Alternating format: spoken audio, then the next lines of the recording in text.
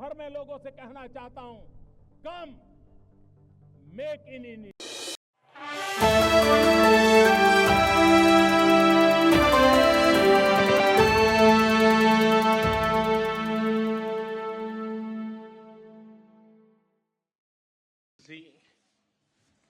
राष्ट्रपति जी, दोनों देशों के डेलीगेट्स, मीडिया के सभी साथी, नमस्कार। कालिम मेरा। सबसे पहले मैं भव्य स्वागत और आतिथ्य सत्कार के लिए राष्ट्रपति जी का हृदय से धन्यवाद करता हूं। कल जब से मैंने साइप्रस की धरती पर कदम रखा है, राष्ट्रपति जी और यहां के लोगों ने जो अपनापन और स्नेह दिखाया, वह सीधे दिल को छू गया। अभी कुछ देर पहले मुझे साइप्रस के इतने बड़े सम्मान से अलंकृत किया गया। ये सम्मान केवल मेरा नहीं, 140 करोड़ भारतीयों का सम्मान है। यह भारत और साइप्रस की अटूट मित्रता की मोहर है। इसके लिए मैं एक बार फिर हृदय से आभार व्यक्त करता हूं। फ्रेंड्स, साइप्रस के साथ हम अपने संबंधों को बहुत महत्व देते हैं। लोकतंत्र और रूल ऑफ लॉ जैसे मूल्यों में साझा विश्वास हमारी साझेदारी के मजबूत आधार है। भारत और साइप्रस की मित्रता न परिस्थितियों से बनी है और न ही सीमाओं से बंधी है। ये समय की कसौटी पर बार बार परखी गई है और समय के हर दौर में हमने सहयोग, सम्मान और समर्थन, इस भावनाओं को जीवंत रखा है। हम एक दूसरे की संप्रभुता और क्षेत्रीय अखंडता का सम्मान करते हैं। फ्रेंड्स, 2 दशक से भी लंबे अंतराल के बाद किसी भारतीय प्रधानमंत्री की साइप्रस यात्रा हो रही है और ये आपसी संबंधों में एक नया अध्याय लिखने का एक स्वर्णिम अवसर है। आज राष्ट्रपति जी और मैंने द्विपक्षीय संबंधों के सभी पहलुओं पर व्यापक चर्चा की।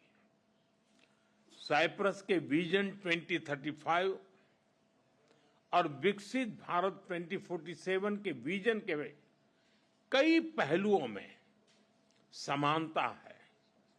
इसलिए हम साथ मिलकर भविष्य को आकार देंगे। अपनी साझेदारी को स्ट्रैटेजिक दिशा देने के लिए हम अगले 5 वर्षों के लिए एक ठोस रोडमैप बनाएंगे। रक्षा और सहयोग को और मजबूती देने के लिए द्विपक्षीय डिफेंस कोऑपरेशन प्रोग्राम के तहत रक्षा उद्योग पर बल दिया जाएगा। साइबर और मैरीटाइम सिक्योरिटी पर अलग से डायलॉग शुरू किया जाएगा। क्रॉस बॉर्डर टेररिज्म के विरुद्ध भारत की लड़ाई में साइप्रस के सतत समर्थन के लिए हम बहुत बहुत आभारी हैं। आतंकवाद, ड्रग्स और आर्म्स की तस्करी की रोकथाम के लिए हमारी एजेंसीज के बीच रियल टाइम इंफॉर्मेशन एक्सचेंज का मैकेनिज्म तैयार किया जाएगा। हम दोनों सहमत हैं कि हमारे आपसी व्यापार और निवेश में बहुत पोटेंशियल है। कल राष्ट्रपति जी के साथ मैंने दोनों देशों के आर्थिक संबंधों को लेकर बिजनेस जगत में एक उत्साह और सिनर्जी को महसूस किया। हम एक पारस्परिक लाभकारी भारत और ईयू फ्री ट्रेड एग्रीमेंट को साल के अंत तक संपन्न करने के लिए काम कर रहे हैं। इस साल भारत, साइप्रस और ग्रीस बिजनेस और इन्वेस्टमेंट काउंसिल भी लॉन्च किया गया है। इन इनिशिएटिव से दोनों देशों के बीच आपसी व्यापार और निवेश को भी बल मिलेगा। Technology, innovation, health, agriculture, renewable energy, climate justice जैसे क्षेत्रों में आपसी सहयोग पर भी विस्तार से बात हुई है। साइप्रस में योग और आयुर्वेद के प्रसार को देखकर हम उत्साहित हैं। भारतीय टूरिस्ट के लिए भी साइप्रस एक पसंदीदा डेस्टिनेशन है। उनके लिए डायरेक्ट एयर कनेक्टिविटी बनाने पर जोर दिया जाएगा। हमने निश्चय किया कि मोबिलिटी एग्रीमेंट को जल्द पूरा करने के लिए काम किया जाएगा। फ्रेंड्स, यूरोपियन यूनियन में साइप्रस हमारा विश्वसनीय पार्टनर है।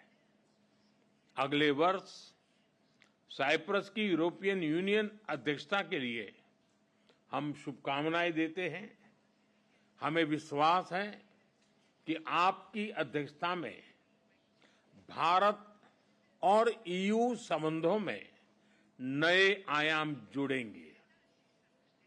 वीएन को समकालीन बनाने के लिए जरूरी रिफॉर्म्स को लेकर हमारे विचारों में समानता है। साइप्रस द्वारा सिक्योरिटी काउंसिल में भारत की स्थायी सदस्यता का समर्थन करने के लिए हम आपके आभारी हैं। पश्चिम एशिया और यूरोप में चल रहे कॉन्फ्लिक्ट को लेकर हम दोनों ने चिंता व्यक्त की है। इनका नकारात्मक प्रभाव केवल उस क्षेत्र तक सीमित नहीं है। हम दोनों मानते हैं कि यह युद्ध का युग नहीं है। संवाद से समाधान और स्थिरता की बहाली ये मानवता की पुकार है। मेडिटरेनियन क्षेत्र के साथ कनेक्टिविटी बढ़ाने पर भी हमने बात की। हम सहमत हैं कि India middle east Europe economic corridor से क्षेत्र में शांति और समृद्धि का मार्ग प्रशस्त होगा। राष्ट्रपति जी, मैं आपको भारत यात्रा के लिए सादर निमंत्रित करता हूं। आशा करता हूं जल्द ही भारत में आपका स्वागत करने का अवसर मिलेगा। एक बार फिर इस विशेष